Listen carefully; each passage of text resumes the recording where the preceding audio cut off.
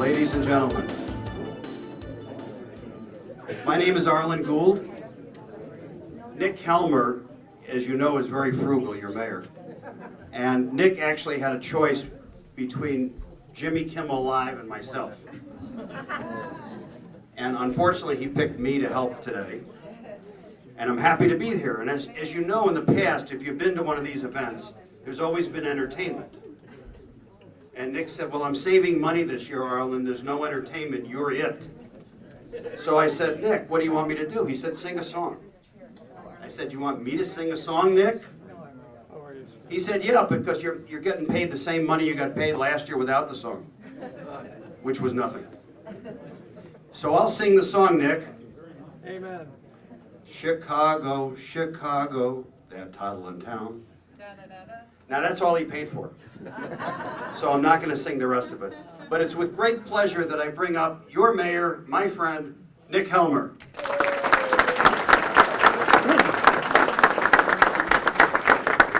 Okay, just a little process here. We're going to do a couple things, like say the Pledge of Allegiance. So please stand, face the flag, and let's do that. I pledge allegiance to the flag of the United States of America and to the republic for which it stands, one nation, under God, indivisible, with liberty and justice for all. I know you all know Arlen. He doesn't get paid for his jokes. And they show. He's the vice chairman for the Senator Kirk's campaign and a member of the school board, District 21. And he's been a good friend for years, and he does a lot of things when it comes to helping me and other people in the political field. So let's move on to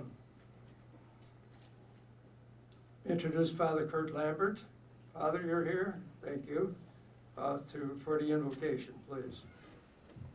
Good morning, everyone. It's nice to be here once again. Thank you. Thank you. And this particular year within the Catholic Assembly Church, we're celebrating, maybe some of you have heard it, a Jubilee Year of Mercy. And that word mercy has so many different connotations. And I know since Pope Francis declared it back in December, I've learned tons about what that word means. And sometimes we think it's a generic term for just being nice to somebody, granting clemency or something like that, like in a court of law. But it has far more ramifications. It really it reaches out to talk about how we deal with each other and how we listen, how we communicate, how we respect the dignity of each person. And it's foundational for what we are doing even here. I know for Mayor Helmer and trying to build a city that works together and utilizes all the talents and gifts that are all there. And a lot of those gifts and talents are represented right here in this room this morning. And we are thankful for that, of course. But encouraging one another and trying to listen to one another, even when there are disagreements, we have different opinions and different attitudes about things, but realizing that when the whole comes together and when everybody has a chance to build together, how much stronger it is. And that's the whole notion of mercy. It takes everybody in and builds on the gifts that are there. So let's call God's blessing on what we do today and how the Lord calls us forth. Psalm 8 speaks about how God calls us. He has created us in His own image and has set us over the entire earth to utilize it according to God's way. And it's a way of using the resources that are there. And so, Lord, we call your blessing on our gathering today once again, and on all the great work that is done within our city of Prospect Heights. Continue to nourish us, not only with the food that we share here this morning, but with the gifts that come forth from our community, from the men and women that make this community strong.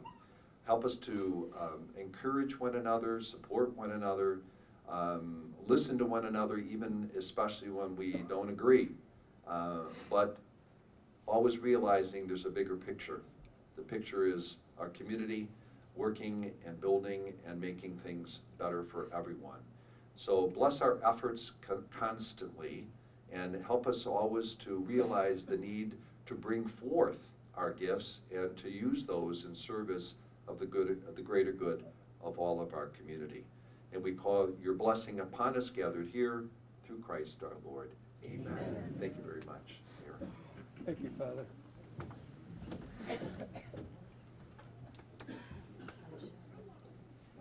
You know, as you, many of you have gone to events like this, you know that people get thanked at the very end. Half the room is gone, and they really don't get to enjoy a little bit of sunlight.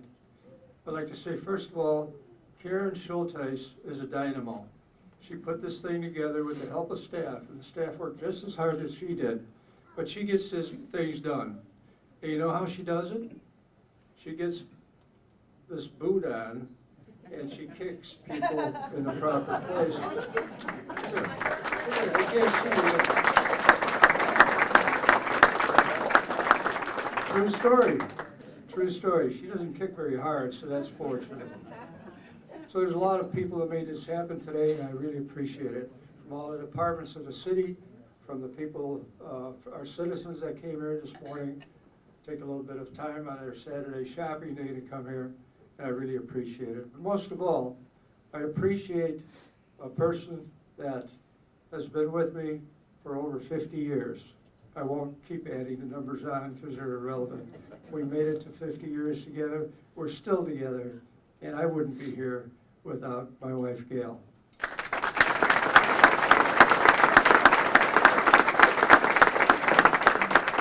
I have another motivator who lives right across the street. It's my daughter. She doesn't need boots. She's just a tough lady that gets things done. And of course, we have to take care of the grandchildren once in a while. And that's a pleasure. So saying all that, thank you all that are here today, not just the people I mentioned, because there's so many others. The Master of Ceremonies, Arlen Gould, will now introduce our dignitaries. You've already introduced me. Thank you.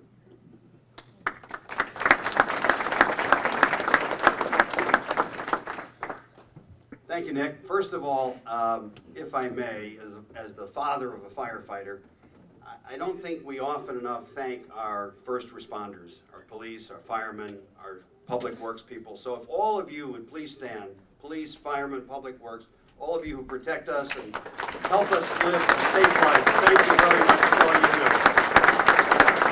Thank you very much.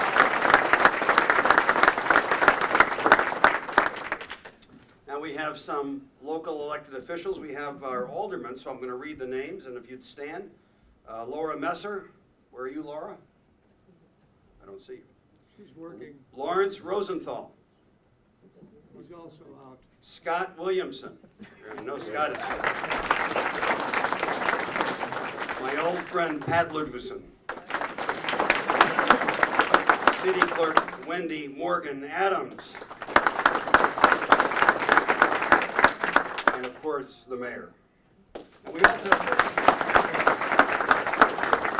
we also have a number of other elected officials who are either here or wanted to be here.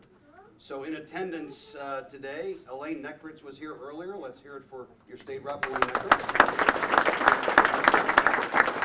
Senator Matt Murphy is sitting right here. And Matt actually, I understand, has a long history with the mayor, which we'll talk about a little later. And it actually might explain why the Bears put him on waivers.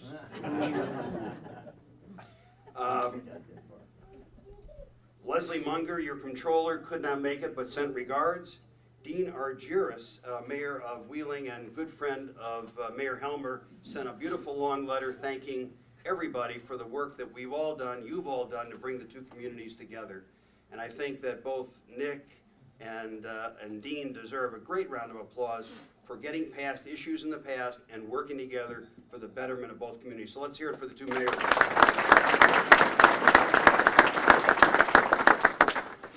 We have Representative Congressman Bob Dole here today. Scott Leesow. Scott, somewhere over there. There you go. State Representative David Harris. I haven't seen David yet, but I know he's coming, so let's hear it for David Harris. You know, I have to say our community is blessed because we have, between Matt and Elaine and David Harris, representatives of our democracy who know how to work together, who know how to get the job done, and whose interest is in helping the people, not just standing on political principles. And I think they all are among the best in Springfield, and I thank you all for that.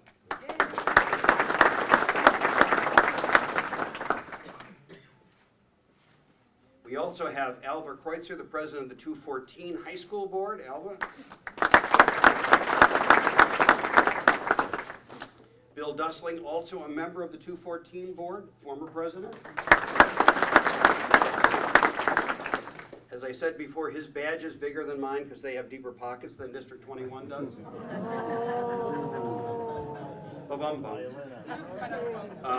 And then I have with me fellow board member from School District 21, Jeff Batinas. Jeff.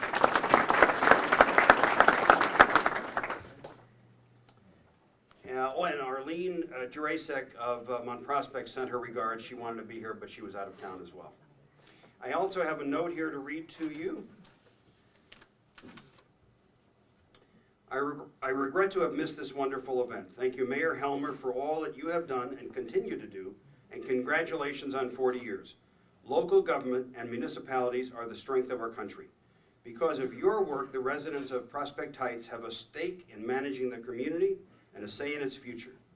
Congratulations to you and the staff and to the board of Prospect Heights for a job well done. I'm looking forward to working together again in 2016 and hope to see everyone soon. Senator Mark Kirk. So who wants me to finish singing Chicago? Raise your hand. Don't you dare. Not going to happen today, you'll be happy to know. So we're going to talk a little bit in a couple of seconds about the history of this wonderful community. I don't know if you've had a chance to look back there at the memorabilia, which is pretty amazing. And I had a chance to look at it at the beginning of the breakfast. It's quite a history of this city. And of course, as you all know, back in the early days, there were crank telephones and dirt roads, and this was not the sophisticated town it is today. A couple of stories that I was asked to tell you about in the past. So let me tell you about Harold Lamb, one of your early founders. He used to run a gas station on the corner of 83 and Camp McDonald. He had an unofficial post there, and that's why everybody gathered there. Lamb also served hot meals and sold newspapers and pop, and once or twice a week, a mortgager from Chicago would set up a table there and sell houses. Lamb was known as a jack of all trade. He was elected constable once, but after he found out that he had to carry a gun, gentlemen, he resigned because he was afraid of guns. Lamb also ran a bus service that would take people to the train station, and he eventually sold his business and moved out of the area. A community spirit began to develop in Prospect Heights. Smith didn't know a lot about real estate, though he was selling houses, and as a result, when there were floods along the creek, hillside overflowed, a joint effort was made, and 40, 50 volunteers came together to help build ditches to prevent the flooding. And that was the beginning of the community spirit of Prospect Heights. And that is the way of Prospect Heights. People began to realize that this beautiful and country setting needed to have a formal structure. Led by founding father Dick Wolf and many other citizens, they came together. They met to form a town. They decided it would be non-political. And Mayor, that's pretty much what it is today, right? Non-political? But they had 2 meetings a month. They had a good vision of the future, working together for a common good. People being there for each other in times of need.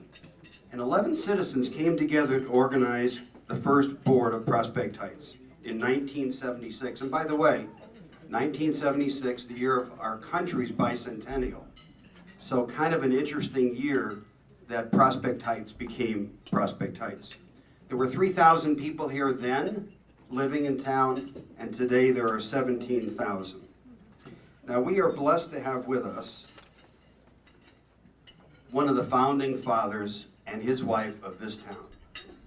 Your first mayor, your first lady, the people who organized everything, the structure, and if you think about the job of organizing a community in a town, it's mammoth. So if you would all join me and please rise with a great round of applause for Dick and June Wolf. They're going to come up here to the podium, Dick and June. Thank you.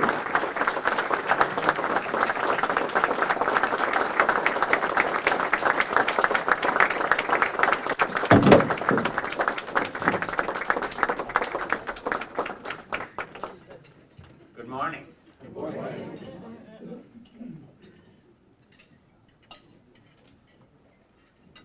Can you imagine that 40 years have flown by since we incorporated as a city in Prospect Heights? In May of 1978.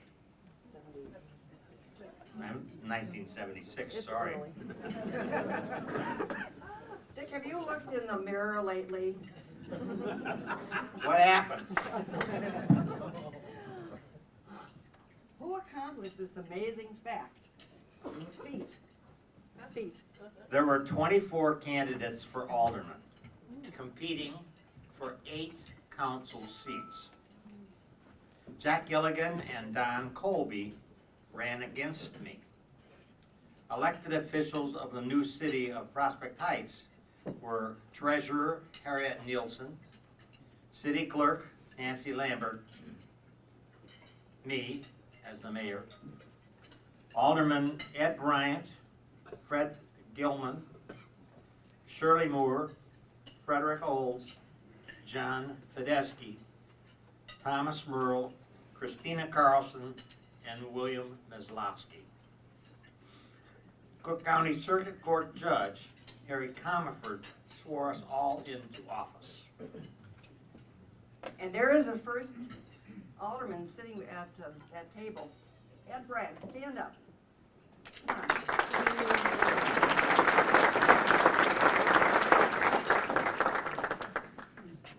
I remember when we met in our dining room at our house to map out the boundaries of the city. Palwaukee Airport was split in two so we could include businesses in the 4 square mile boundary dictated to us by the state. Our first council meeting was at our house. And the Daily Herald accused us of having a secret meeting of all things. We were new at formalities. Where were we going to meet? We had no money, no city hall, and little experience. But we were were fast learners and young at heart. We temporarily set up an office in the front half of the Prospect Heights Park District's machine storage building. Meetings were held at the Murata Center, Recreation Center, at 7:30 p.m. on the first and third Mondays of each month, open to all residents. We met with other mayors in the surrounding communities and established a model for our meetings. And with the help of the Northwest Municipal Conference, we learned the ropes. Yeah, we made sure that the meetings were open and everybody was invited. We needed a nice city hall. So on January 25th, 1978, we moved over to the former Brownberry Oven Bread Store in the Prospect Heights Shopping Center at the northeast corner of Camp McDonald and Elmhurst Road. Everybody pitched in to volunteer their time, talent, and treasure. DeSoto, Dick's employer, supplied the paint for the walls, and we all supplied the labor. We were painting walls.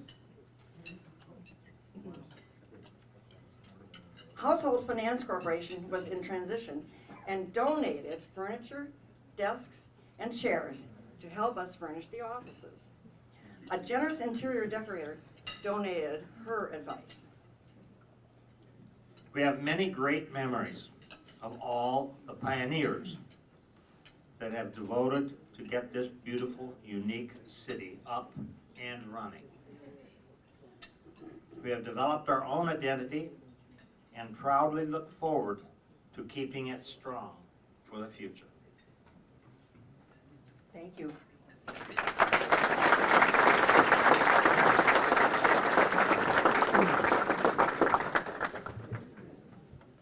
This is a picture donated by the Wolves. It is the original City Hall picture. So thank you, thank you. What a beautiful remembrance. Everybody see it? Thank you. I've never met a founding father and mother before, but I guess I just did. Pleasure. Now my pleasure to introduce our Police Chief, Al Steffen. Al.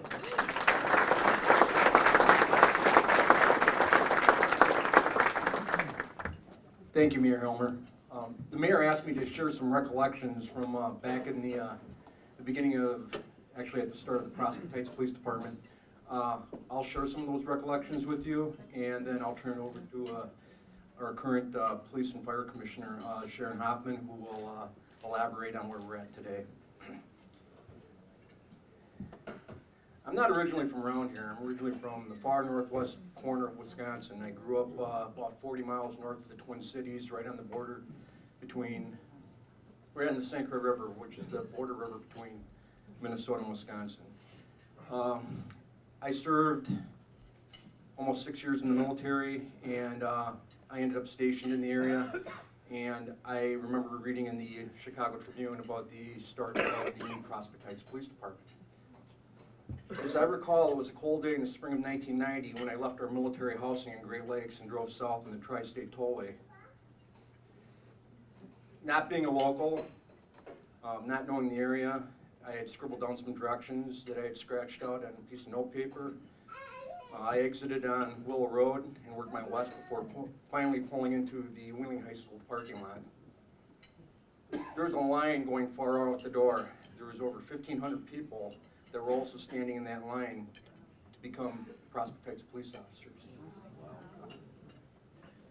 We were crowded into the Wheeling High School theater where the newly appointed police chief, Bob Bonneville, welcomed us with a short speech, spelling out his vision for the newest law enforcement organization in the state of Illinois, as well as the United States, the Prospect Heights Police Department. As I looked around the crowded theater, my first thought was that there was absolutely no way I was going to be hired here. There was just way too many people. After Chief Bonneville's reception, the mic was turned over to Commissioner Dick Wolf, Chairman of the Fire and Police Commission and Prospect Heights' first mayor. Dick gave us a short presentation on what they had in plan. A police force from scratch, 17 officers in total, all of whom were expected to take the test whether they had experience or not. From the original list, they would select sergeants candidates who would be eligible for a secondary battery of tests, but only if they had 3 or more years of experience. On the actual test date, I had a sinky, queasy feeling. All these people, and there were hundreds, many from the Chicago Police Department, as well as various other suburban agencies, all wanted the opportunity to work in the newest law enforcement organization in the state of Illinois. And here I am, a country boy from the Northland, trying to compete. Again, I thought, no way in heck was I going to get hired here. We were broken into groups and sent to different stations. They used our very own Prospect Heights fire personnel to run us through a battery of physical aptitude tests. Bench press, sit-ups, sit and reach, and the 1.5-mile run. The survivors moved on, the others went home. At each station, we lost people. And at the end, we were allowed a short lunch break before returning for the written test. After finishing the test, I returned home and spent the next several weeks looking for other law enforcement possibilities. Then I received a letter of congratulations. I was moving forward in the process. I had to appear before the full Fire and Police Commission, several stern-looking men and a thinly smiling Dick Wolf. The interview seemed to last hours as they asked me questions about my qualities, my background, and how I would handle specific situations. I can actually recall after 26 years, the last question that was asked to me in the interview.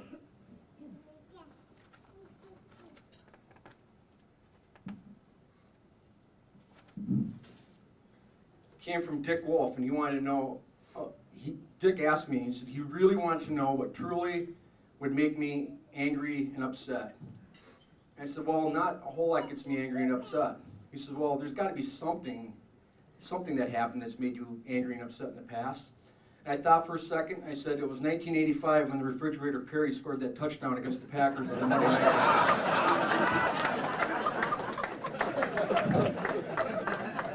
The panel erupted into laughter. This is a true story. I ended up number 1 on the list. Several years later, Dick Wolf told me it was because he considered having a Packer fan in the force as a fine example of equal opportunity.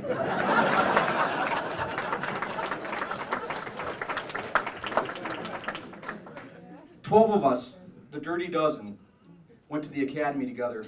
12 people from 12 different backgrounds. City kids, suburban kids, some of us were mature, some of us not so much. Some were college guys and girls, some had worked in the Cook County Sheriff's Department, in the jail, as well as in other units. Some had worked in other law enforcement roles. We had community service officers, dispatchers, college police officers, as well as 4 military veterans. We were all young, we had hair, and we're excited to be part of a brand new police department. There are now just 6 of us left from that original academy class, 7 if we also include Jim Zalaki, who joined us after coming over from the Woodstock Police Department, and we are now entering our 27th year. After graduating the academy and a short stint of hands-on training, we assumed operational control over law enforcement activities from the county in October 1990. And let me tell you, it was a crazy time. We had it all: gangs, stabbings, shootings, buildings covered with graffiti, and our very own version of the Berlin Wall, a wall that had barbed wire on top, which attempted to separate 2 apartment complexes. It was surreal, but slowly and surely we began to turn it around. There are so many stories, and there was so much great police work, I wish I had kept a journal. Working out of an office space near the old City Hall complex at Camp in Elmhurst, we started with a temporary lockup made from cyclone fencing and a bench secured to the floor where we could handcuff prisoners. We later moved into a renovated portion of City Hall and then into another vacant office. In 1996, the police center was built, and it has been our base of operations ever since. The city of Prospect Heights is nowhere near what it was then. The crime rate has dropped significantly. No one is calling Piper Lane Sniper Lane anymore. The city has been rejuvenated, and we have now, we're working with the great city government under Mayor Helmer and the council. During the next several years, we're going to go through a very important phase as we prepare for a new generation of young officers to fill our shoes and carry on the proud tradition of community service, which is what it takes to be a police officer in the city of Prospect Heights. Thank you, Mayor Helmer.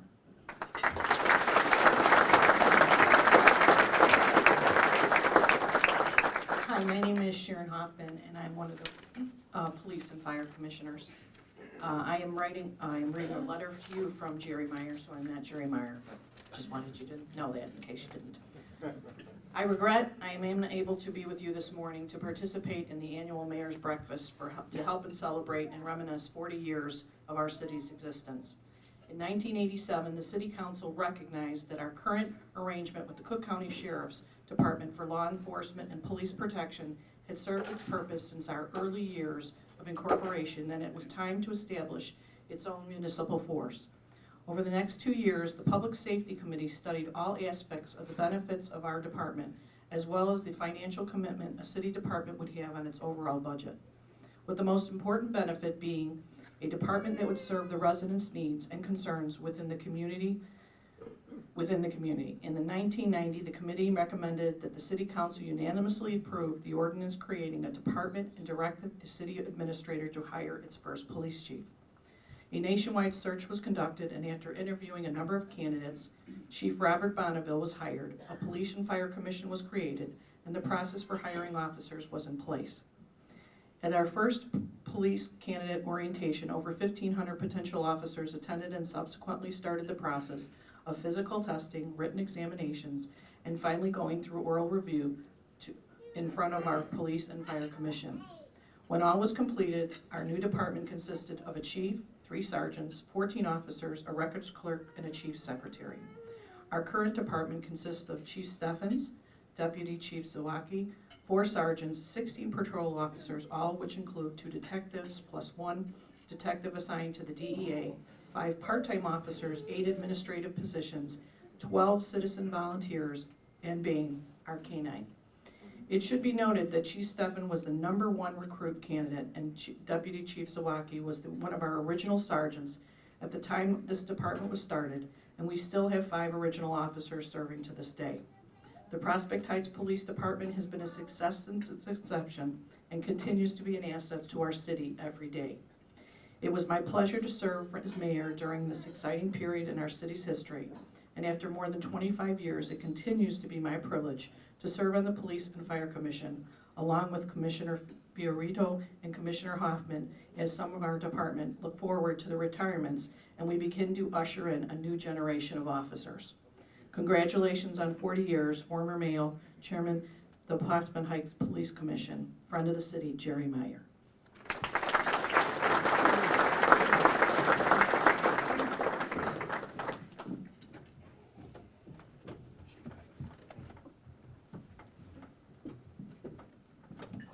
Let's hear it for all our police and thank Sharon and the chief for a job well done. I will tell you that whenever I see an officer, which fortunately has not been for anything other than a pleasant event in the last 40 years, that's the last time I received a moving violation. I shouldn't jinx myself. I say thank you. And I would ask all of you, when you see an officer, because I don't think we thank them enough day to day when we see them on the streets, say thank you for the job. Every day you put on your uniform and you're there to serve us, protect us, and make us a safe society. So please, if you'll do that for me, I would appreciate it. Now it's my pleasure, we talked a little bit about a sense of community here in Prospect Heights, and I think, Nick, I really need to become an honorary member of Prospect Heights at the next breakfast that you hold. Because I think I know almost everybody here, and it's my great pleasure to introduce a gentleman who I've known for years, who's an alderman here, whose family has very deep roots in the community. So it's my pleasure to introduce to you Alderman Patrick Ludvigsen. Patrick.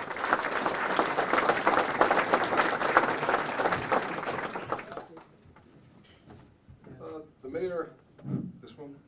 The mayor had asked me if I would say a few words about what it was like growing up in Prospect Heights.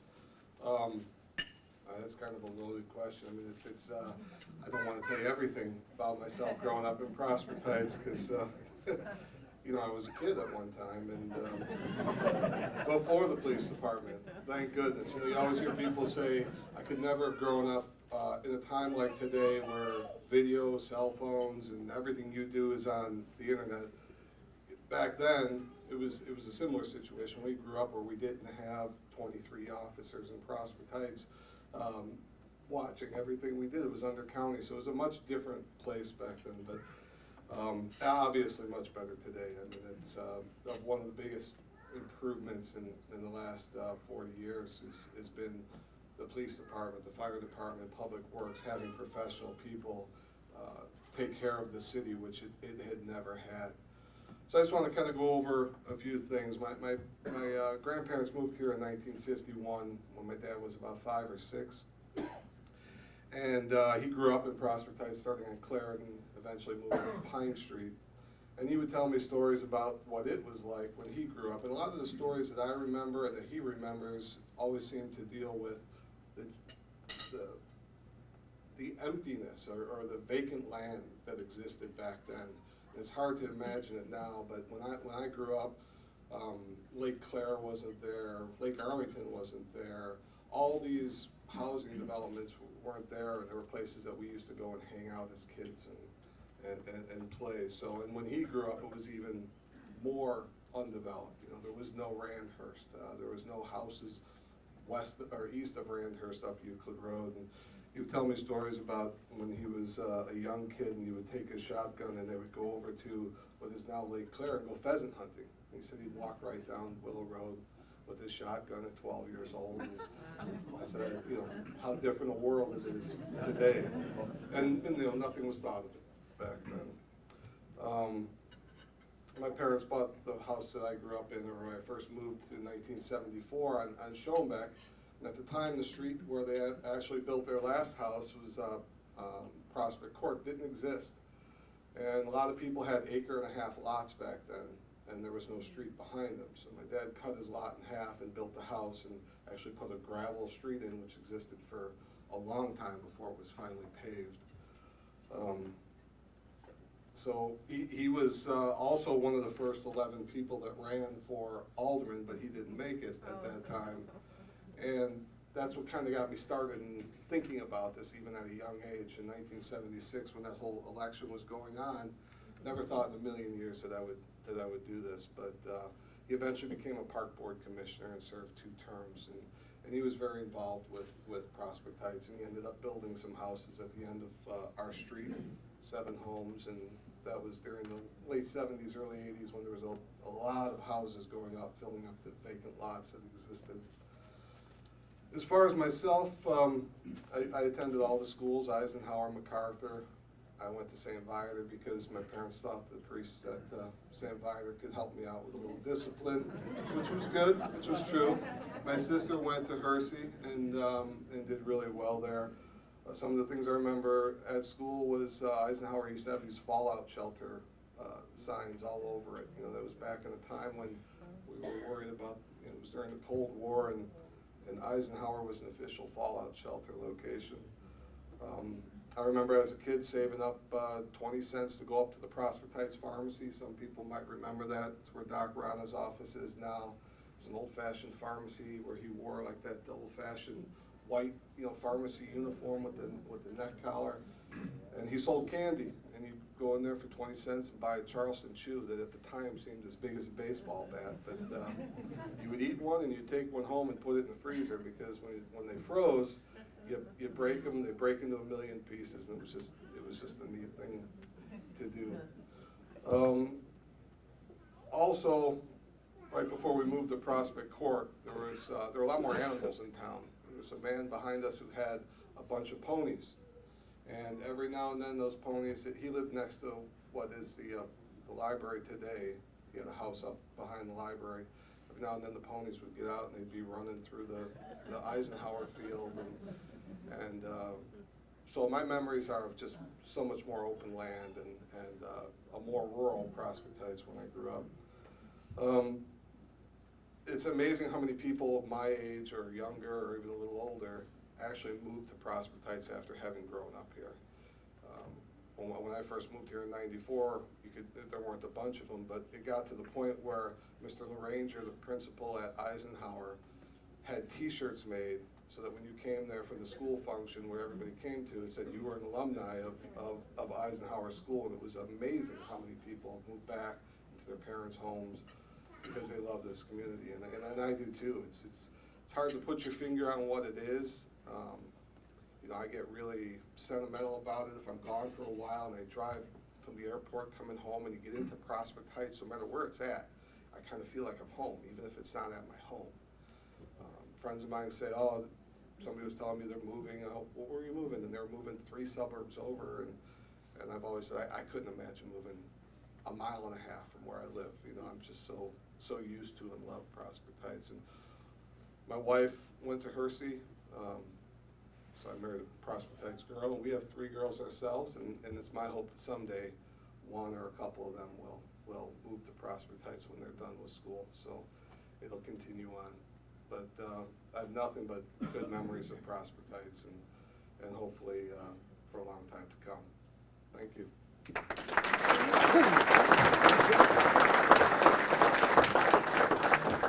Thank you, Pat. Now it's my honor to introduce Jamie Abbott, the Executive Director of the Chicago Executive Airport. We'll talk a bit about the airport and its history. Jamie, come on down.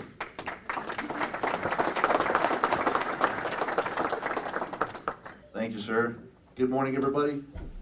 Like I said, I'm Jamie Abbott. I'm the Executive Director of Chicago Executive Airport. That's a fancy term for airport manager. I like to say airport manager because an executive director at a facility like this, you really get a chance to get out on the field and get out there with the maintenance crew and understand how this type of airport operates. So it's a combination of a desk job and an ops job, and it's really a great opportunity and an exciting place to work. So I just want to start off by saying that. I would also like to start by recognizing the board of directors of the airport. With us, we have brand new chairman, John Tortolo, brand new on the job, and I've had the opportunity to meet him. And he's going to be great for the airport, so welcome, John. And we have Director Betty Cloud here with us as well. And brand new director from Prospect Heights, James Kiefer, is with us this morning as well. Not with us right now, but earlier we had Director Katz, he's from the village of Wheeling, and also Director Kearns couldn't be with us, but I would like to recognize him as well, and Director Kolsak and Director Lang that also could not be with us, but I'd like to recognize them. So I'm going to my 12th year at the airport, and I started off as the assistant airport manager and now get the fortunate opportunity to be the executive director. But just in those 12 years, it's just amazing the transformation I've seen at this airport. I look at the photo in the back of the room, and if you get a chance to take a look, I really wish I would have had the opportunity to pull off the wall one of our old photos to put it right beside it, and you could see the transformation that this airport has taken. From, I'm sure you remember Old Hangar 1 on Milwaukee Avenue, the big white masonry building. That's gone, replaced by a brand new facility, Hawthorne Aviation. When I started, we had taxiways that didn't exist or didn't even connect to each other. And now we have full parallel taxiways. So just the infrastructure alone has been kind of an impressive journey in the last 12 years. But when the mayor asked me to speak about the history of the airport, I failed to mention to him, and I'm sure he already knows this, but actually the airport is going on their 90th plus year anniversary this year.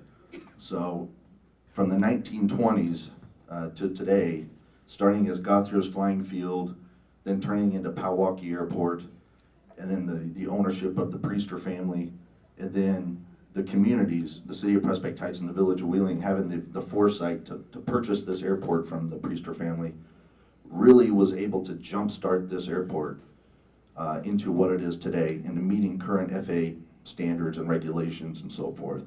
So it's the vision of the city of Prospect Heights to do that really has allowed us to give you what we have today in this airport. So that's really fortunate for us.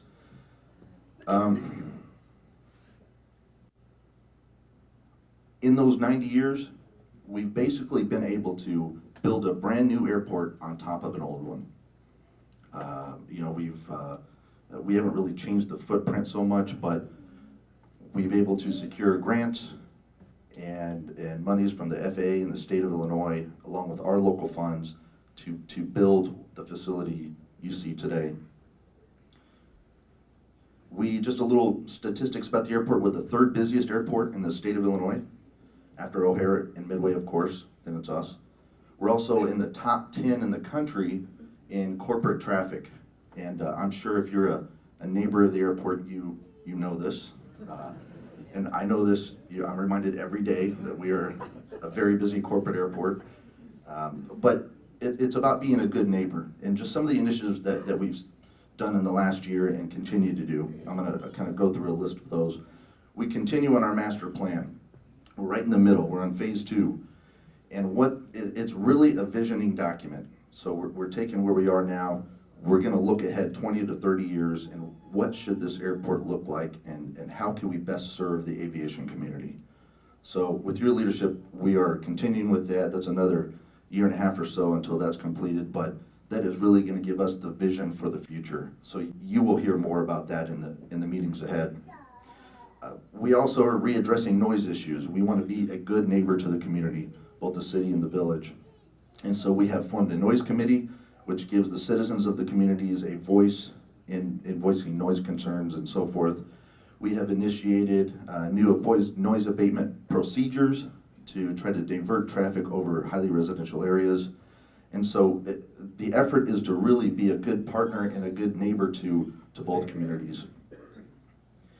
Part of that is updating noise exposure maps, and without the partnership of the FAA and the state of Illinois, the Division of Aeronautics, none of this can really be possible, because a large part of that funding comes from those entities. A couple things we've done in the last couple years is install what's called EMAS at the ends of the main runway. It's an engineered material arresting system. And what it does is it helps capture an airplane, should that airplane not be able to stop at the end of the runway. And you probably heard a few months ago where that actually happened. We were only the 10th time in the world that EMAS has ever been used. So we're really unique in that situation. I won't speak for the pilots on that airplane, but I'll just kind of paraphrase what they said. They knew they weren't going to be able to stop.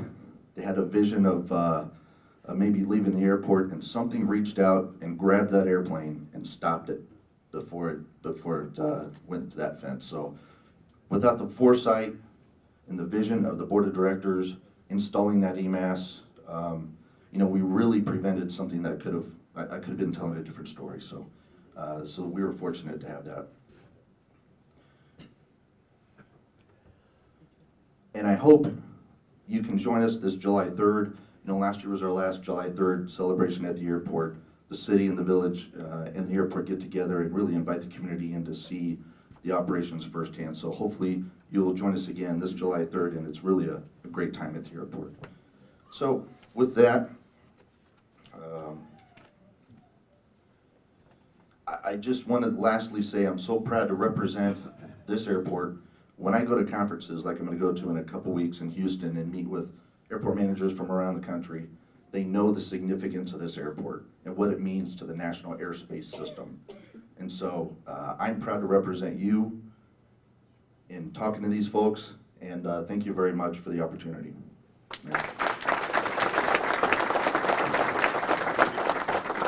Thank you, Jamie. Representative David Harris has to leave shortly, and I've asked him to say a couple of words in honor of our 40th anniversary. So David, if you have 1 minute, come on down. David Harris. Does that mean he limited me to 1 minute? I don't, most politicians can't say hello in 1 minute. You have two. I have two. I have 2 minutes. I have to comment on a couple of things, if I can, that Arlen said to start with. Can you imagine Mr. Lamb, who was out there at the corner there with his with the service station, and he gave it up because he didn't want to carry a gun. So I assumed that he would not be the first person to apply for a concealed carry license, would he? I don't think so. Or how about, Chief, what would you do if you saw a 12-year-old with a shotgun walking down? I can just imagine what would happen. If I can, and I will be brief, I've actually been around a fairly long time. I was first elected to the legislature in 1982. Took the oath of office for the first time in the state legislature in 1983. Prospect Heights at that time was a young community. I worked with a lot of the mayors of Prospect Heights through the years, both in my first term as well as in my first stint in the legislature as well as now. And I'm going to give you a little bit of advice, Mr. Mayor, in the modern political world. If something goes wrong, blame it on Mayor Wolf. just say it's his fault. Just reach back and say, it all started with him, it's his fault. If I can, for the airport director, I have to say, when you said you wanted to relate what the pilots said when that EMAS system stopped them, I can just imagine what the pilots were saying when they couldn't stop the plane. Seriously, folks, it is a real pleasure to be here to recognize 40 years for Prospect Heights. As I said, I've been associated with the community for many, many years. I live over in Arlington Heights. Coming together as a community, you form a social contract. You enter into a social contract with each other, and you come together and you form a government. And that government is meant to do the types of things for you that you cannot do for yourself. the public safety officers of police and fire, and a compliment obviously to them for the fine work that they do. Your city administration, just making sure that the roads are plowed, making sure that you have water when you need it, that sort of thing. That's part of what the social contract is, and you want it to go smoothly, you want it to work properly. And I have to tell you, I think from what I've seen, Prospect Heights has done an absolutely great job serving the citizens of this fine city. So my hat's off both to the very first mayor and the mayors who have come since, and of course to Mayor Helmer and the work that he and his staff have done. As you probably know, your former city administrator has been involved in the news for what she did in her new position, and it just kind of shows you that that was a quality person. It took a lot of guts for her to do what she did and stand strong, and did an absolutely great job. And where was she trained? She was trained in Prospect Heights. She got that quality training in Prospect Heights, serving you and the other citizens of Prospect Heights. Now, I know that there are some people who don't think that Prospect Heights should continue, and that they think it might be better if perhaps it wasn't a standalone community. Let me simply tell you that I probably won't be here for the next 40 years, at your 80th anniversary, but I think you're going to be here for 80. You've got a great community. I'm proud to represent it in the legislature. My hat's off to every single one of you who both serve in the city administration, who serve the people of Prospect Heights. Those of you who live here, you've got a great community. My hat's off to you. You're going to be around a long time, and if I can help make that happen, I'm glad to do so. Thanks very much. Representative David Harris, thank you. Did I recognize Public Works earlier? I don't remember, but is anybody here from Public Works today? Can they stand? Can Public Works please stand for the job you do all year long? Thank you, gentlemen. Now it's my great pleasure to introduce Steve Schieber, who will introduce Norman Sokola at the City of Prospect Heights. Steve? Yes, sir. Come on down. Thank you very much, Arlen. We've got an opportunity to recognize one of our business partners for a long time.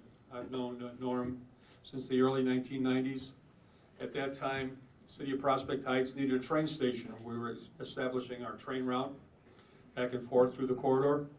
And our only option was to contact Norm at Ascot Shopping Center, as he had a building adjacent to the tracks. And his graciousness allowed us to operate a train station there for many years at the cost of $1 per year. And that was very welcomed at the time until our new station was built. We had a second occasion where we needed his help when we put the Camp McDonald water main in down Camp McDonald Road, and we needed a significant easement because of underground interference. And we needed it quickly. Without any hesitation, Norm granted us that easement so we could put the water main in with no request for any monetary cost. He just said, "Can you leave my parking lot open so our tenants and our customers could come in?" And we did that. So we are honored to have Norm here today, and we'd like to welcome him. We'd like him to step up and accept our award. Thank you, Norm. You're a great business partner and a great friend.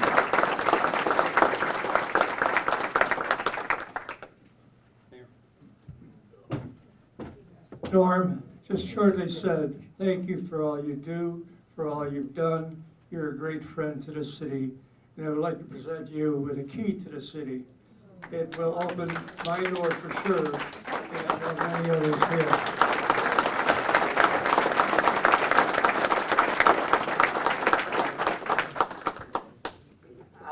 I started this village city when I was very young, about 70 years old. Now I'm about 87, so figure it out. I have enjoyed every bit of this city and been doing business in this city, and I have gotten a lot of help from fire department as well as police department. I appreciate the services. We enjoy this. I'm not resident, I do business in here. I really enjoy doing business in here. I have 5 days a week I'm in the city, just looking around and making my monies, what do you call it? I haven't been millionaire yet, but as soon as I become millionaire, I do something about it. Thank you. Thank you.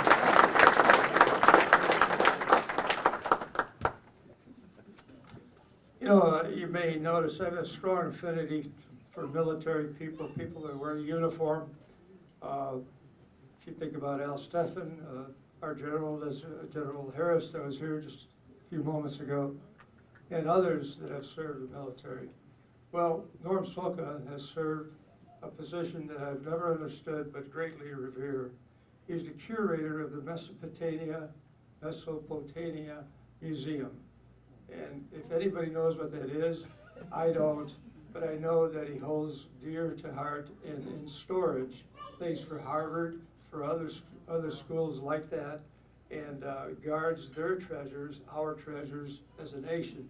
And that is really wonderful. So thank you again, Norm.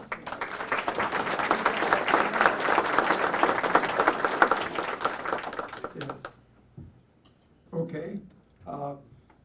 I guess the thing we need to do, you've heard about then, I want to tell you a little bit about now. And the things we're doing now, today, next week, next year. Some of the people that have joined our effort are here today. If I could introduce a member of the Tony's Finer Foods staff and thank them in particular. They will be opening in May.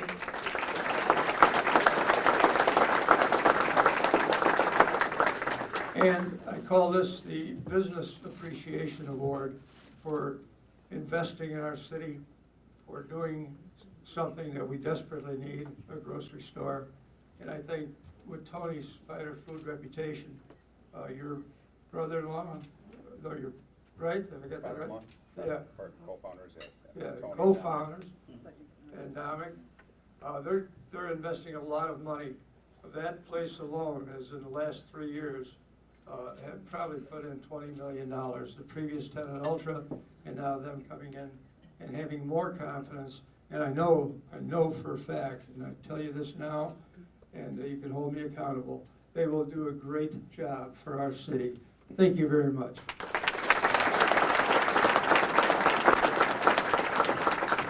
So when I talk about this was then, I want to talk a little bit about this is now. We're on our way to having investors like Tony's and others spend $100 million to be located in the city of Prospect Heights. They will be good neighbors, they will be good citizens, and it will produce quite a bit of income in the future to help us run a good city, a great city. The Fairbridge Inn is being transferred into Ramada Inn. It is complete with a great thing. It was the last time you went bowling in a hotel. And a new restaurant, of course, and that's going well. All these are under construction. You're welcome to drive by. The 1098 building, office building, will be renovated. That's that 4-story white building right next to what was formerly the Fairbridge Inn and will become the Ramada. They will really, that building needs a lot of help, and they will do it. The 700-unit storage facility, where we can store all of the junk we have, in our garages, and that'll be a good place. Rand Road, just right next door, basically, to Roto Auto Dealership. We've got a 100-unit assisted living center under construction. I've reserved my room. Gail, after 50-some years, preferred to have a room down the hall. And I don't blame her. Chase Bank, you know Chase Bank, it's over on Euclid, and on the Mount Prospect side, part of the Randhurst Shopping Center. They're moving over. Their construction starts in June, probably the end of June. That's going well. The 2 new grocery stores, I told you about Tony's. We also have Louis Ruffalo's store in the Milwaukee Shopping Center. They already opened. They're already in business. Another area we desperately need a grocery store. We've got 50 units of over 55 senior housing. Manny, are you here today? There he is. Are you here? Manny and Mike Bonarelli will be working on, there's Mike, working on a 50-unit over 55. I already qualify, so I'm ready for it. We still have over 35,000 square feet of retail space to be filled. We're talking about a new restaurant in the planning stages in the small shopping center across from City Hall and Walgreens, where Deli for You is. There's space available there now. If I can get a coffee shop or a pancake shop or whatever it is, somewhere to go instead of having, and I love my neighboring cities, they're great, they do a great job also. But let's make sure that we get something like that in our city. I think it's very important. We have the 12-acre Piper Lane parcel up for sale. We hope to get something done there. The vacant 30 acres at Sanders and Palatine is still there by Allstate, and there should be future development there. We're also looking at a fully developed corner area, large area, over on Thomas, down the street from Hersey, and Rand, Thomas and Rand. That should be a great thing to happen. So this is a list that will total well over $100 million. And the best I could do is chip in $5. That's about what I get paid to be the mayor. Not quite, a little more than that. So there you have it. So that's the future. And then the future is here today. So moving on, we are going to have Joe Wade, right? President Joe Wade, please come up. Joe? Thank you, Mr. Mayor. And by the way, while Joe is walking up, let me also acknowledge the Park District. We have Lisa Gould, which is, it's a great last name, Lisa, I might add. Terry Curtis, and both board members, both commissioners, and Christina Farah, the new executive director of the Park Board. So thank you for the job you do with our open space. I'm sorry? I was, but you kind of jumped in too soon. I'm leaving. You know, leave it to the mayor to kind of get things out of order, but here we are. Joe, our city administrator, thank you. Thank you. Good morning, everyone. It's my pleasure to serve as your city administrator, a pleasure and honor. And for the reason being that I get to work with great people, great elected officials, great citizens, great volunteers, and the ones I work most closely with are great employees. And today we're going to honor 3 milestones, 5-year milestones for people that just do a great job consistently day in and day out. We may be small, but we're mighty.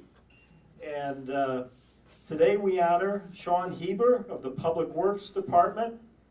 Public Works, as you know, is the jack of all trades in the city. They take care of our infrastructure, our sewer and water, our streets, tree trimming, a number of things. Sean is also our certified water operator. And water service in Prospect Heights is something that's wherever you live, you don't think twice about, but think about when things go wrong, such as Flint, Michigan. And Sean makes sure that not only that the water flows, but it's also safe. So we greatly respect your work, Sean. Our finance director is experiencing a 5-year anniversary with the city this year. That's Stephanie Hannon. Stephanie, where are you? Thank you. A little later in the program, we're going to talk about some of the awards that the finance department has achieved, and that's greatly through Stephanie's work. And finally, Kim Troush of the finance department. I know Kim is here. Kim, there's Kim. Kim also works in the finance department. So there we have 3 great employees with milestones this year. The next area of the program is the Volunteer of the Year Award. This is a tough one because there are so many citizens that contribute so much to our city and our quality of life. This year's Volunteer of the Year we're honoring is John Styler, who's also a former council member. John is a member of the Chicago North Shore Visitors Bureau and longtime influential supporter and promoter of Scholarship Assistance Fund, the former Dollars for Scholars, which has created great opportunities for young people in the area.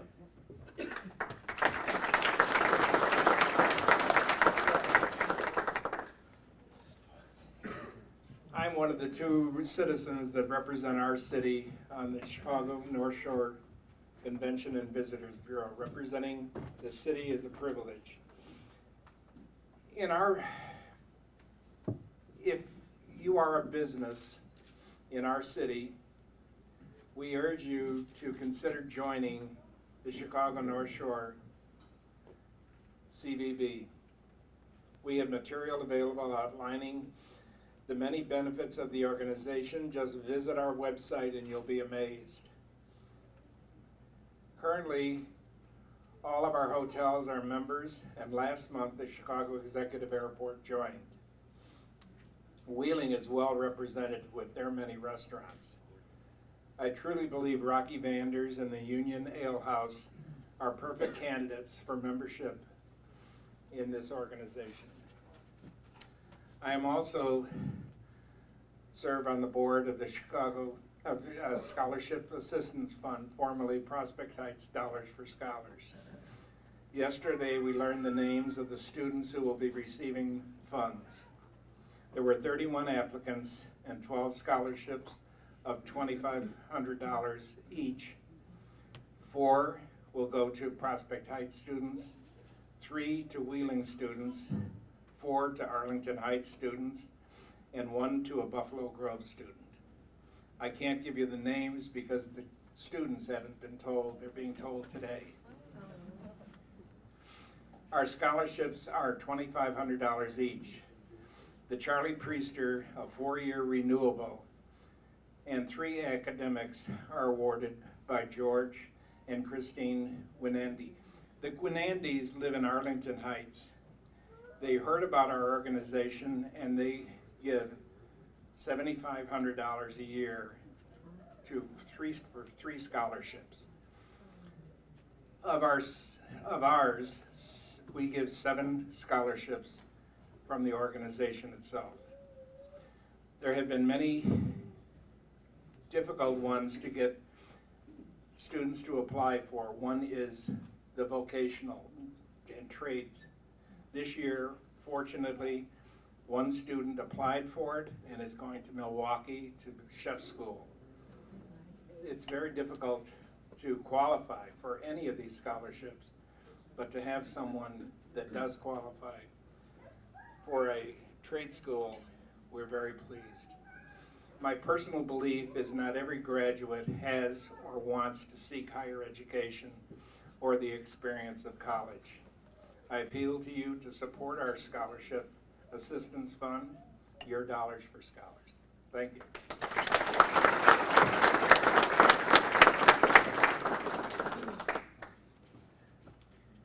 Now we have the mayor coming back up. Nick, haven't you been up here I enough? promised this wouldn't be a political event, and it's not going to be. I want to tell you about the special award, and it's something that when you watch people do their jobs, and when they do their jobs extremely well, without prodding, without using Karen's boot to get them going, I'm really impressed with people like that. And one of those people, and there are many, one of those people we'd like to honor today is Jim O'Neill.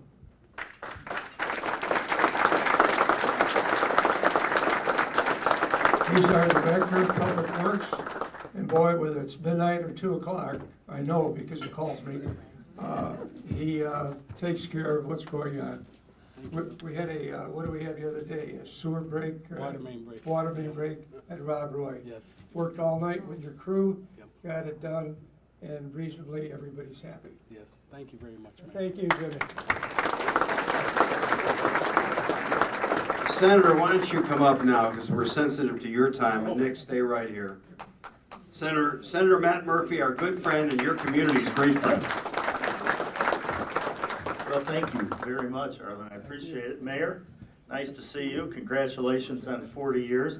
Not only 40 years of Prospect Heights, but 40 years of you having to be exposed to me.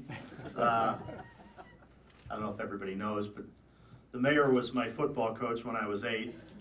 That's why the Bears grew up with his, that's right. Grew up with the Helmers over in Mount Prospect. I know, you know, we had a police department my whole life in Mount Prospect growing up, So I don't think I did half the stuff Pat Ludvigson did. Although also a Viator guy, so I can't throw him too far under the bus. He probably has some stories on me too. So. Congratulations to Prospect Heights on 40 years. It is a pleasure to represent your community in the Illinois Senate. My hope is at some point in the not too distant future, the state can get its act together to the extent to which Prospect Heights has its, and we can make you as proud of state government as you all make us in the way you conduct yourselves. So we're going to keep fighting that good fight. We'd like to make it easier for that $100 million number to be hit. We want to make it more attractive for people to invest in towns like Prospect Heights, throughout my district, throughout all of Illinois. We want to make this state a state that actually meets its great untapped economic potential for a change. If we had more leaders like Nick Helmer down in Springfield, who he talks about that boot like he has no concept of it. He's been doing that sort of thing his whole life. We're going to get there. I do believe it. There's too much at stake here in this state to give up, and we're going to keep fighting. But please keep doing everything that you're doing in Prospect Heights, because you're doing a wonderful job. Thank you for having me.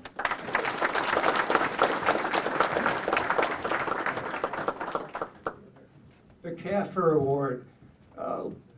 Stephanie, where are you? Would you kindly come up here? Because with all the acronyms we work with in government, and the military has a hell of a lot more, where I spend a lot of time, I'd like you to tell us what the CAFR Award is. The CAFR Award is the annual financial report that all municipalities have the ability to receive. There are 39,000 municipalities, counties in the country that can apply, and only 4,000 receive the award. So I've received this award over the last 5 years that I've been at the city of Prospect Heights, and that's what the award is. Thank you.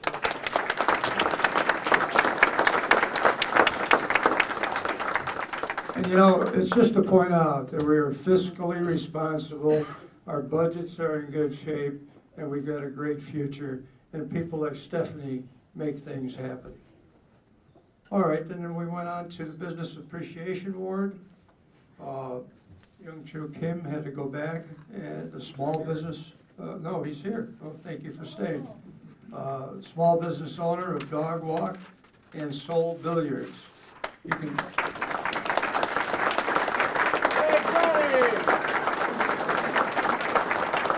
So we can go over to Milwaukee Center, and we can eat hot dogs and play billiards. Very good. Thank you. Thank you.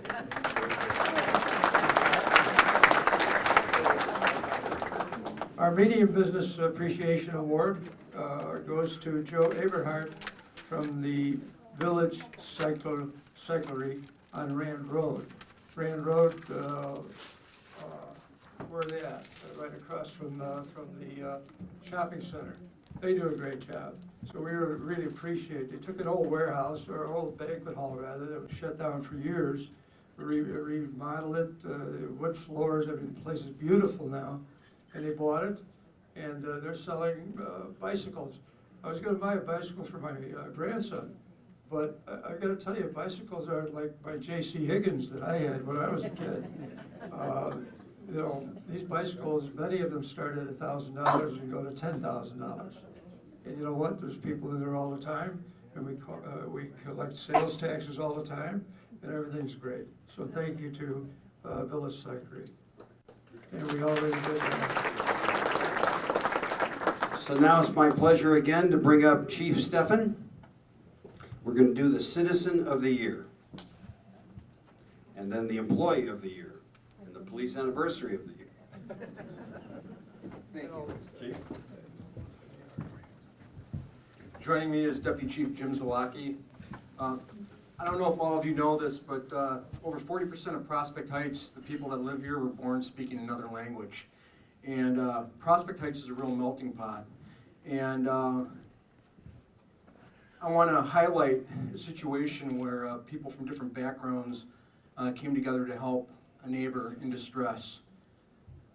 Mr. Veronik Mick, and I'd like to have Mr. Ken Skinador. Please join me up here.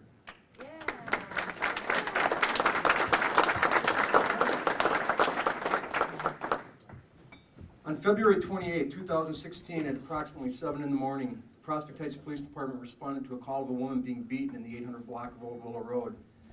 Upon arrival at the condominium complex, officers discovered a man being detained by the victim's neighbors, Mr. Veronik Mick and Mr. Ken Skinador, who had come in response to the victim's screams and, in disregard for their own personal safety, intervened and were found holding the subject for the arrival of police.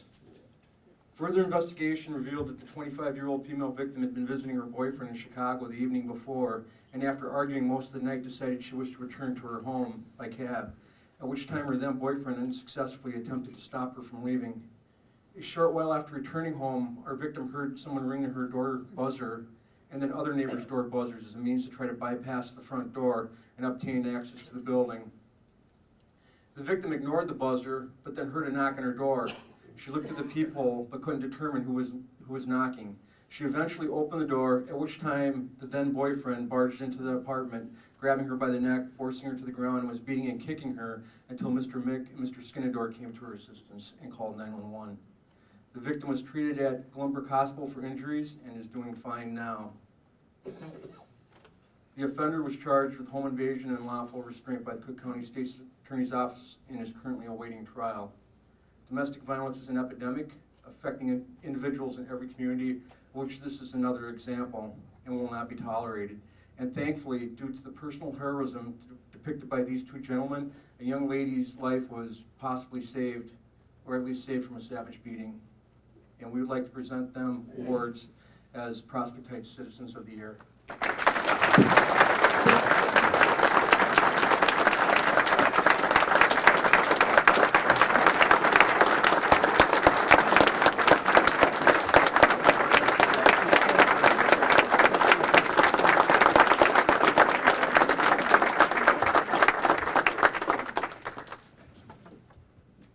Usually, the city administrator presents the Employee of the Year award. This year, it's my distinct honor. A long time ago, when I was a patrolman working a midnight shift, I remember stopping a car for speeding on Wolf Road as it was heading southbound from Palatine. And in that vehicle, there's a very upset, well, let me back up, it was about almost midnight. And driving the vehicle was a very upset Indian woman who had two small children in her back seat. She was totally, she was sorry. She was explaining how she helps her daughter babysit and that she had run from her home in Glenview to go pick up her grandkids so the parents could work at night. And after she thought for sure that she was going to get a ticket, and I'm like, no, we'll give you a break and we'll let you go on your way. Little did I realize that 20-some years later that young man would be one of the young men that was in the back seat, who was a baby at the time, or like a toddler, is working for me. Hardeep Singh Deol, please join us up here.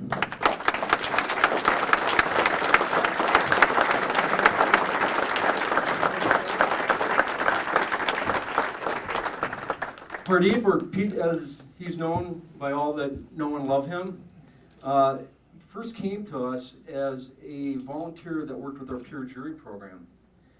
He went to college, got a degree in public administration, and had an internship with us as well. Because he was such an exceptionally hard worker, we found a way to bring him in as a part-timer and then eventually as a full-timer. Pete has served in a variety of different capacities. He's been basically a front desk records person, and he's worked his way up to being, for a period of time, the assistant city administrator. Sometimes he's my deputy chief. Pete does a lot, and the amount of work that he puts in is unbelievable, and he's a real credit to his family and to us here at the Prospect Heights Police Department, and we'd like to present them with the Employee of the Year Award.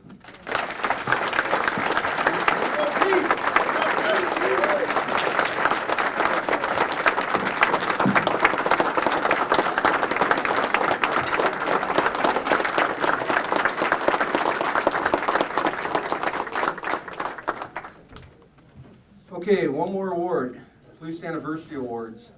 Though he looks like he might have started with us, he came a little bit later. Chuck Woolley, come on up here.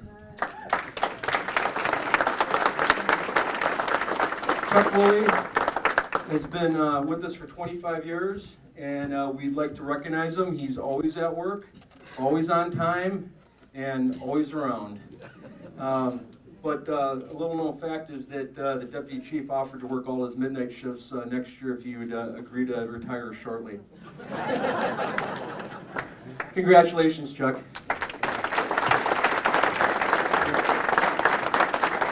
Thank you, Mayor. We also have another officer that served 25 years with us. He's unable to attend. He is currently assigned to the Drug Enforcement Administration, and that's Joe Bertone. He does a great job, and he is another guy that we can rely on for a lot of things. But he sends his regrets, and we'll be presenting his award at a later time. Thank you.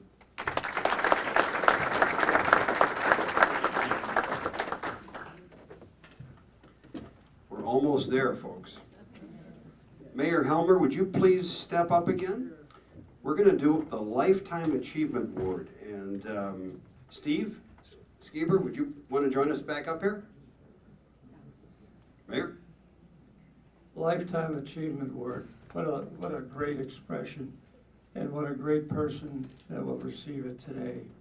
To spend your time, your effort, your life in a job that sometimes is overly demanding, unappreciated at times, and yet you come through. You come through with a smile, with a handshake, and you represent the city of Prospect Heights. And Steve, just a couple words about our recipient. Yes, sir. Thank you, Mr. Mayor. I'm honored here this morning to speak on behalf of Chief Gould. I met Chief in 1972 when I was working as a young man at Kirsting's Garden Center in Mount Prospect on Route 83. Through those years, I worked as a volunteer in the fire department with the chief and watched him take the department through many stages of improvement to what it is today. He's dedicated his life to the fire service. He's dedicated his life to you and the public, and we'd like to award a Lifetime Achievement Award to Chief Don Gould. Thank you.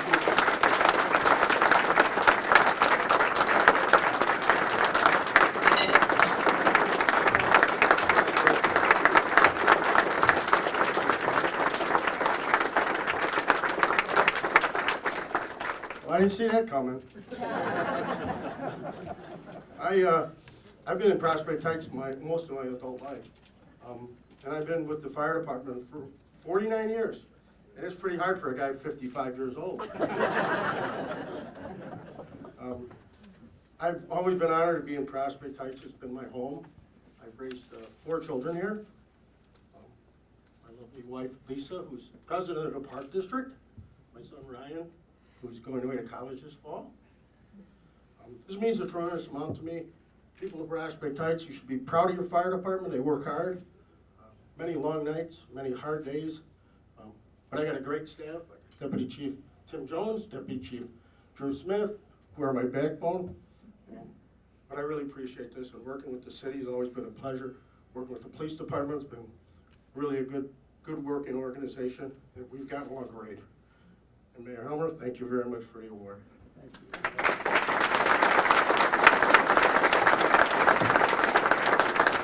All right, we have 4 minutes left, and for those 4 minutes, I will disappear and do a little trick here.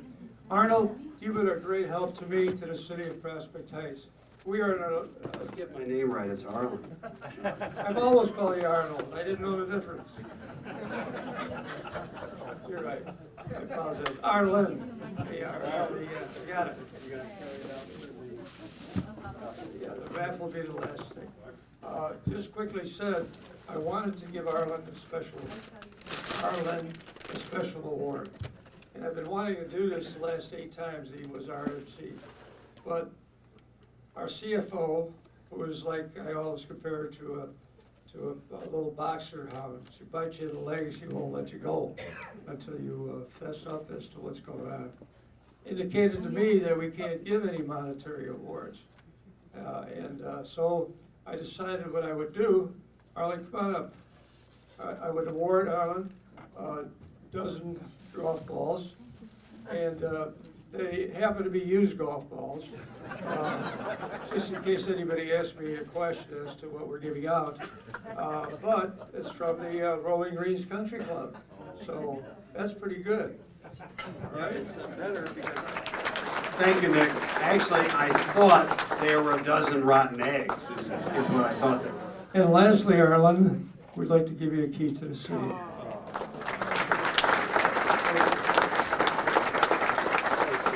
Thank you. Let's have the raffle. Hold on, we gotta fix your... Show your... They're only dirty on one side.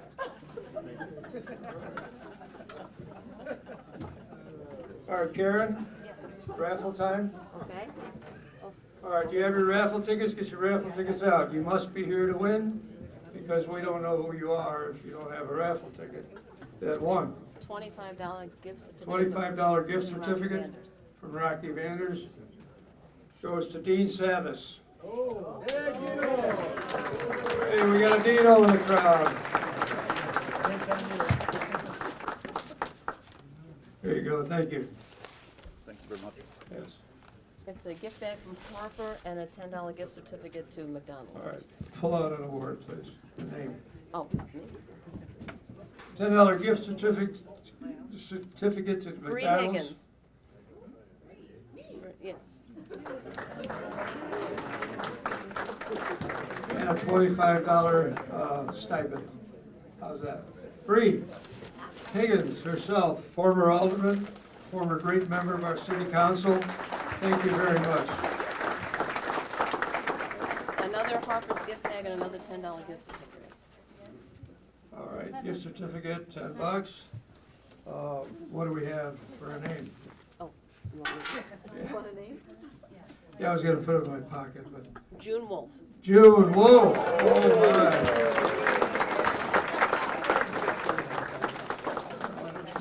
Do you want me to bring it? Yes, would you? Would you mind? Thank you very much. What is it? We have just another $10 gift certificate. Another certificate. We'll get the other prizes later. All right, we have bigger prizes coming. Pat Ludwigson. Oh. You can give it to one of the girls. I'm sure they'll go there to McDonald's. Okay, we have one more like that. One more like that, and then we have the big stuff. Oh, I don't know if there's any big. This prize goes to Scott Lito from Congressman Dole's office. Good luck. On count. Moving on. Moving on. Politicians, they just want to be recognized. Jim Solaki.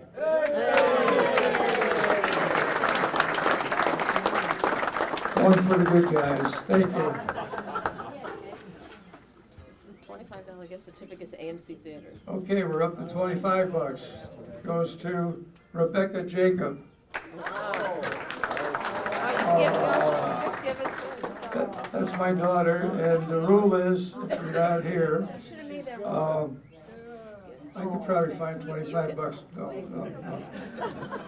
No. Rules are rules. Someone said rules are made to be broken, but I don't want to break this one. Okay, Jim O'Neill. $25 to Dunkin' Donuts. What is it? $25 to Dunkin' Donuts. $25,000 from Dunkin' Donuts. Susan Emery. Susan and I just met the other day, And we talked for a while. I said, congratulations for living in Ward 5. She said, I don't live there. I live in Ward 1.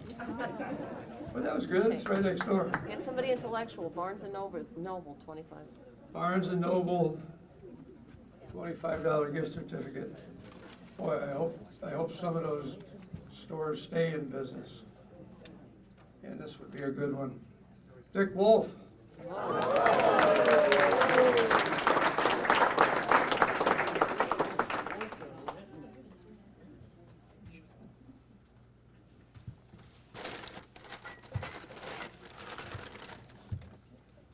Dick, congratulations, $25,000 worth of donuts you get.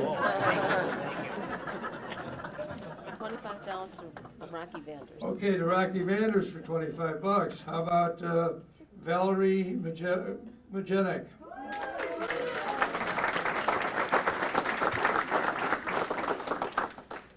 You know, we ought to get like $2 gifts for everyone. Everyone likes to win something. This is the one I want to win. All right, what is it? It's homemade whiskey from Rocky Vanders. Oh, that's scary. It's not homemade. I It's don't know, made by that's a what they told brewery. me, I believe it. Oh, it's from Kentucky. From Kentucky. The winner for Lori Suarez. Lori, where are you?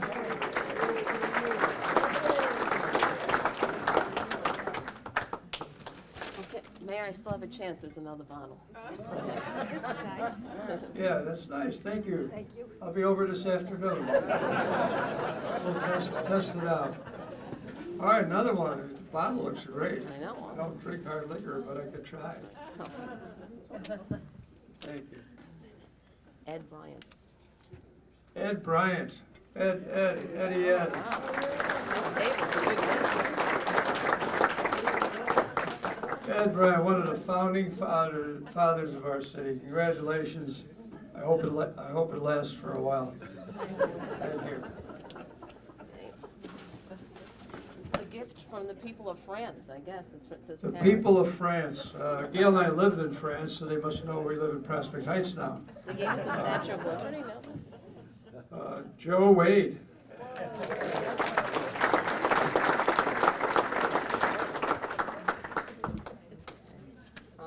And this is, Oh, look at that. That's for me. oh, wait a second. This Nice is purse. the bottle Oh, a bottle? and a cake. Bottle and a Blank purse. case. That's a good fake out, you know, when you're going somewhere. And it- A lady can take a purse. And it comes Right. with a $25 gift certificate to Cooper Hall. That goes with? Yes. Cooper's Hawk. They got good wine, too. Fred Muller.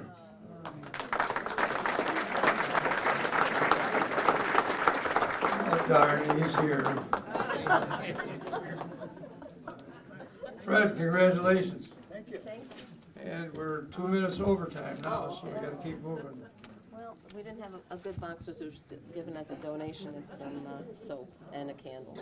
Oh, that's great. Soap and a candle to light when you wash yourself. I got it. Elizabeth Cloud.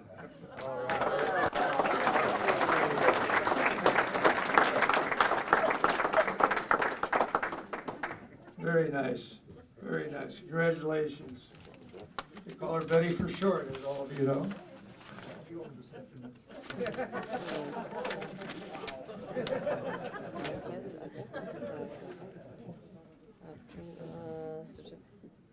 Three-month fitness pass from the Park District. 3 months at the Park District to go work out. Some of you guys need one of these.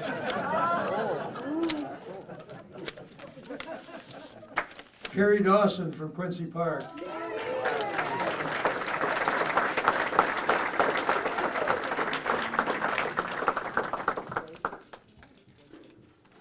And this is the big prize. Big It's from prize? the- This is a really big Yeah, prize. this is the Park District. It's for a 18-hole green fees. 18 holes of golf in which golf course? Old Orchard. At Old Orchard. Very nice. 18 holes of golf. Father, you want to split this one? You know, he's really a stand-in for Bishop Cupich. Supich. I see the bishop on the TV. I keep thinking that's Father Kurt. Mr. Kim. He's not here. All right. All right, here we go for Sol Khan. That's one word, Sol Khan. That's it. Congratulations. Thank you very much. And what else? Anything else? We're done. We're done. Thank you all for coming. Hope you enjoyed it. We ran 5 minutes over. Arlen, last word. Last word is this. We all heard yesterday a story about a young woman on the train who was attacked brutally. 2 men stood there and watched her beat up and nearly killed. And we just recognized 2 members of Prospect Heights who put their lives on the line to save another young woman. And it's all about community. And this community needs to be proud of itself, proud of the 40 years that you put in to develop this community, and keep that attitude of we can do it together, because that's what makes you special. Thank you for all you do. Thank you for allowing me to be here.